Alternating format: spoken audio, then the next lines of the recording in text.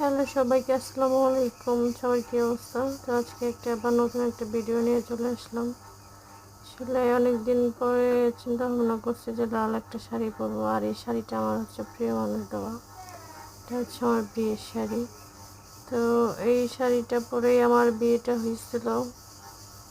এর জন্য ভাবলাম যে শাড়িটা আজকে একটু পরি। খুবই মনে চাইছিল যে এই শাড়িটা স্মৃতি, ভোলা যায় না। সবসময় যখন শাড়ির কথা মনে পড়ে যায়, এই লাল শাড়িটার কথাই বেশিরভাগ মনে পড়ে। তো এই জন্য একটু সাজুগুজু করে নিলাম।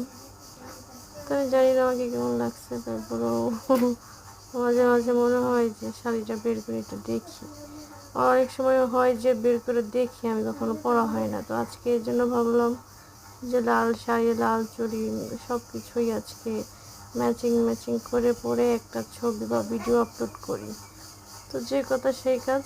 আজকে ভেবে আর কি আমি শাড়িটা অনেক ছিল, বের করে পরে নিলাম। ভিডিওটা কেমন হলো সবাই অবশ্যই কমেন্ট